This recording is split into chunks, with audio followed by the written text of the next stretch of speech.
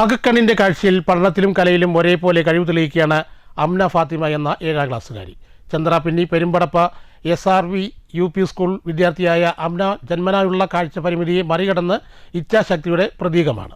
ചന്ദ്രാപിന്നി സ്വദേശി നവാസ് ഷെറീന ദമ്പതികളുടെ 4 മക്കളിൽ ഇളയവളാണ് അംന. ജന്മന വലതുകണ്ണിന് പൂർണ്ണമായും ഇടതുകണ്ണിന് 80% കാഴ്ചശക്തിയില്ല. നിരവധി ചികിത്സകൾ നടത്തിയെങ്കിലും നിരാശ മാത്രമായിരുന്നു ഫലം. വിധിക്ക് മുന്നിൽ തളരാൻ പക്ഷേ അംനയ്ക്ക് മനസ്സില്ല, ഒപ്പം രക്ഷിതാക്കൾക്കും.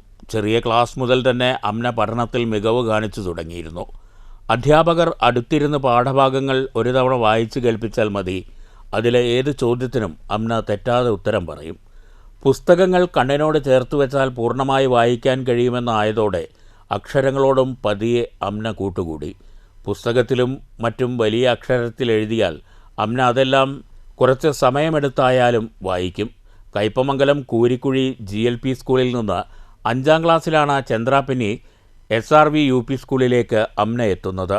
അംനയിലെ കഴിവുകൾ തിരിച്ചറിഞ്ഞ പ്രധാന അധ്യാപിക ആശയും മറ്റ് അധ്യാപകരും പൂർണ്ണ പിന്തുണയുമായി ഒപ്പം കൂടി. സ്കൂളിലെ പഠന പ്രവർത്തനങ്ങളിൽ ഉൾപ്പെടെ സജീവ സാന്നിധ്യമാണ് ഇപ്പോൾ ഈ മിടുക്കി. ചിത്രരചനയിൽ താല്പര്യമുണ്ടെങ്കിലും പാട്ടിനോടാണ് കൂടുതൽ ഇഷ്ടം.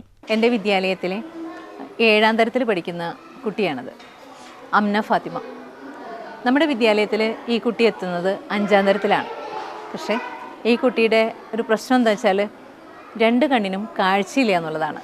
എന്നാൽ പൂർണ്ണമായിട്ടാണോ എന്ന് ചോദിച്ചാൽ ഒരു ചെറിയ നിഴൽ മാത്രം, ഒരു കണ്ണിന് മാത്രം ചെറുതായിട്ട് കാണാം എന്നാണ് ആ കുട്ടി പറയുന്നത്.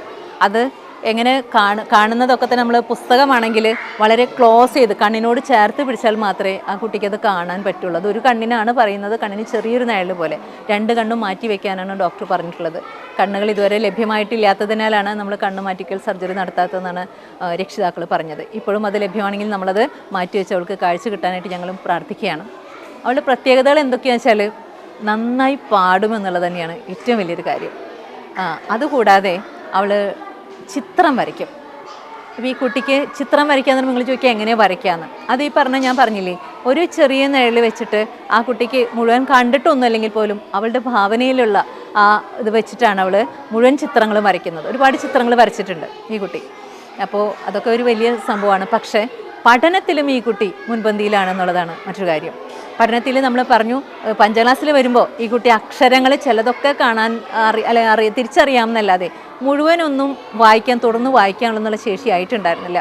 ഇവിടെ വന്നതിന് ശേഷം ഞങ്ങൾ ആകെ എന്താ ചെയ്യേണ്ടതെന്ന് അറിയാതെ നിന്ന് കുറച്ച് സമയം. കാരണം ഈ കുട്ടി ഒരു സ്പെഷ്യൽ സ്കൂളിൽ പഠിക്കേണ്ട കുട്ടിയാണ്.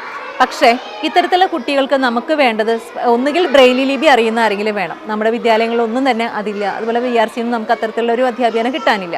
അപ്പോൾ മറ്റുള്ള സ്കൂളുകളിൽ പോയി പഠിക്കുക എന്ന് പറയുന്നത് ഈ കുട്ടീനെ സംബന്ധിച്ചത് ചെറിയ കുട്ടിയായതുകൊണ്ട് മറ്റുള്ള വിദ്യാലയങ്ങൾ ദൂരെയാണ്. അപ്പോൾ അവിടെ പോയി അവിടെ നിർത്തി പഠിപ്പിക്കാൻ രക്ഷിതാക്കൾക്ക് സമ്മതമല്ല. അതുകൊണ്ടാണ് നമ്മുടെ വിദ്യാലയത്തിലേക്ക് എത്തുന്നത്. ഇക്കഴിഞ്ഞ മലപ്പാട് ഉപജില്ലാ സ്കൂൾ കലോത്സവത്തിൽ പങ്കെടുത്ത 3 ഇനങ്ങളിലും അംന A ഗ്രേഡും സ്വന്തമാക്കി. ഭാവിയിൽ മികച്ചൊരു ഗായികയാകണമെന്നാണ് അംനയുടെ ആഗ്രഹം. News bureau, Thrissur.